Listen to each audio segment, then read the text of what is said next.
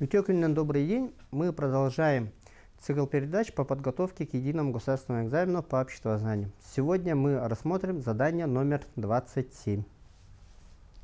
Как и в прошлый раз мы рассматривали из 4 блоков задание, критерии оценивания данного задания, теоретические положения, которые я должен в голове держать, и какие примеры мне необходимо привести.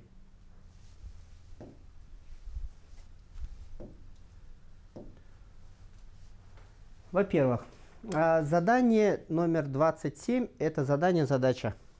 Соответственно, получается, в данном задании необходимо решить жизненную какую-либо ситуацию, исходя из теоретических положений, которые я знаю по этой отрасли.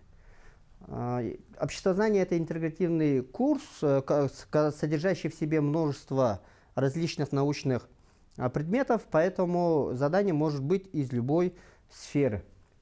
Матвей и Арина решили заключить брачный договор. Матвей настаивал на включении в договор пункта, запрещающего, сразу замечаем слово запрещающего, жене поступать на работу без разрешения мужа. Вот у нас жизненная ситуация. Теперь они обращаются к нотариусу, но нотариус отказался удостоверять брачный договор именно из данного пункта. Пункт – это запрещающий пункт жене поступать на работу без разрешения мужа. И ситуация у нас такова. Необходимо ответить на вопрос, да или нет, правомерны ли действия нотариуса. Ответ необходимо пояснить. Почему вы так считаете? Обратиться к теоретическим знаниям. И назвать любые два аспекта отношений между супругами, которые могут быть определены в брачном договоре. Как мы видим, довольно много условий необходимо учесть. Надо вспомнить, что такое брачный договор. Вспомнить, что такое семейное право, какие права и обязанности есть у мужа и жены. Потом объяснить, какие пункты не могут быть включены, в данном случае он уже представлен, да, и какие пункты могут быть включены.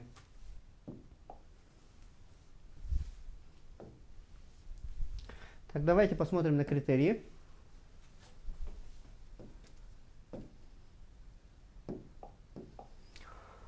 В ответе должны быть указаны следующие элементы. Необходимо дать точный ответ. Либо да, либо нет. Действия нотариуса правомерны или нет. Можно так и написать. Действия нотариуса правомерны, действия нотариуса неправомерны. Или написать да или нет. Потом пояснение может быть таким образом. Это положение брачного договора ограничивает конституционные права гражданина Российской Федерации.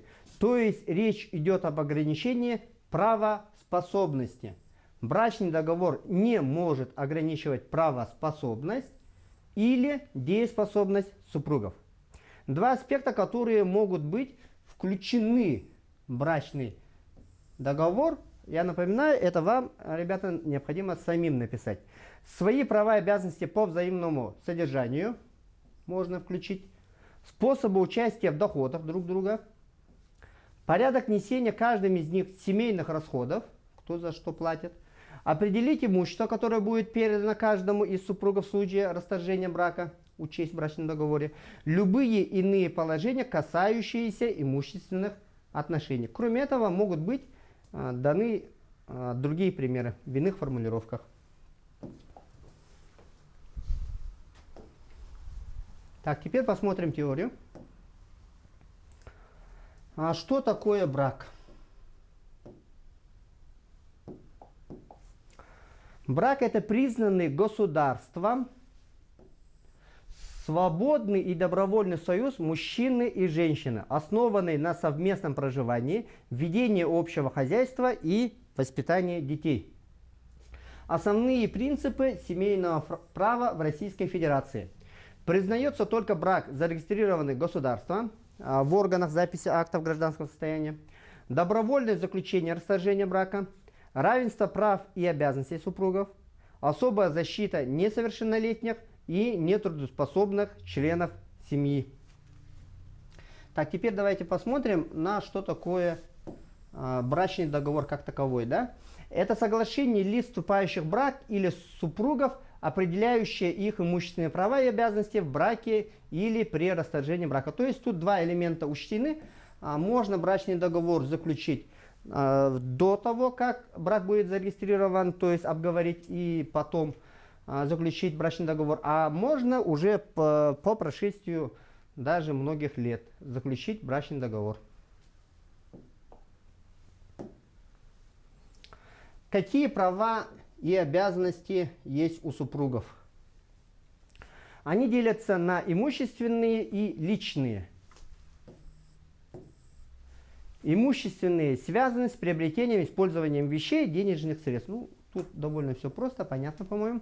Так, и личные права делятся уже на права и соблюдение обязанностей. Какие права есть у супругов? Право выбора фамилии при заключении и расторжении брака, то есть можно оставить фамилию мужа или жены уже после расторжения брака. Место жительства, рода занятий, равенство супругов при решении вопросов жизни, семьи и воспитания детей. Какие обязанности необходимо соблюдать? Обязанность строить отношения в семье на основе взаимоуважения, взаимопомощи, содействовать благополучию семьи, заботиться о супруге и детях.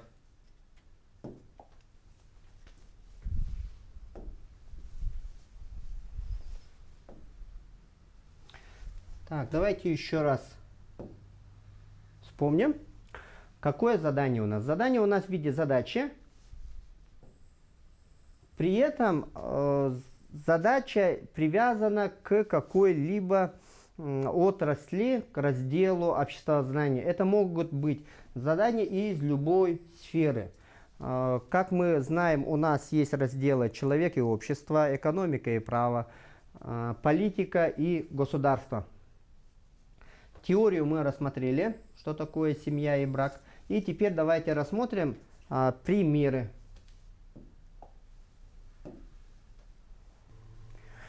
Первый пример. Действия нотариуса правомерны. То есть на первый блок ответ есть. Пока не говорим правильно или неправильно, но ответ есть. Так как, согласно законодательству, каждый из супругов имеет право на свободный выбор деятельности по своему усмотрению. Деятельности имеется в виду работы, где в задании было написано, что жена не имеет права без разрешения мужа заниматься каким-либо родом деятельности. В брачном договоре стороны также могут оговорить вопрос о личном и общем семейном имуществе. Вот первый пример пошел, да? Личное, общее имущество супругов, а также отразить решение. Еще раз напоминаю насчет почерка. Да? Очень важно, чтобы почерк был понятный, чтобы эксперт смог прочитать мою работу. Оставить свою что написано? Фамилию, видимо, да? Фамилию или взять фамилию мужа. Да, совершенно правильно, вот так написано. Так, давайте посмотрим на ответ.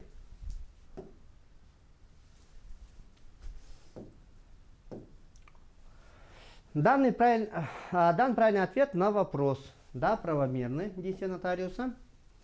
Приведены два других элемента ответа. Пояснение. Один аспект позиции о выборе фамилии, какую можно выбрать, относится к личным неимущественным правам супругов. За данный ответ учащийся получает 2 балла.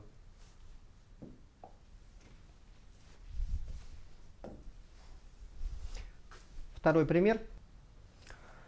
Действия нотариуса правомерны,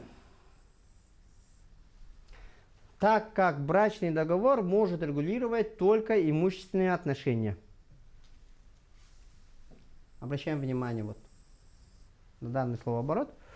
Например, положение о разделе имущества после развода и положение о взаимном содержании супругов. Давайте посмотрим на правильный ответ.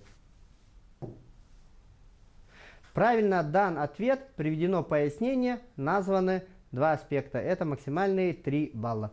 Давайте вернемся к первому примеру. Вот второй пример был как-то покороче по содержанию написано же, да? Но при этом там 3 балла, а то, что вот тут вроде как бы написано больше, но 2 балла. Давайте рассмотрим, почему так произошло. Действия нотариуса правомерны. Я на этот вопрос ответил уже, да? Потом, так как согласно законодательству, каждый из супругов имеет право на свободный выбор деятельности и так далее. То есть ответ, есть его пояснение. Потом плюс 2 нужно, чтобы мне получить 3 балла. В брачном договоре стороны также могут оговорить вопрос о личном и общем, семейном имуществе супругов, а также отразить решение оставить свою фамилию или взять другую. Соответственно, получается, эксперты зачли только вот эту половинку, где написано про право менять свою фамилию или не менять. А то, что вот выше написано, в брачном договоре стороны также могут оговорить вопрос о личном и общем семейном имуществе, не был взят за основу, и, соответственно, получается, есть ответ, есть пояснение, первый пример обнулен, и второй пример правильный. Соответственно, получается 2 балла, а не 3.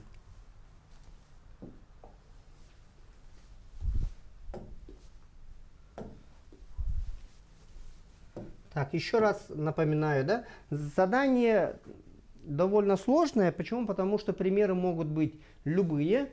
При этом теоретические положения мне надо вспомнить довольно большие, чтобы уложиться именно в критерии, как было написано вот на просмотренных нами примерах.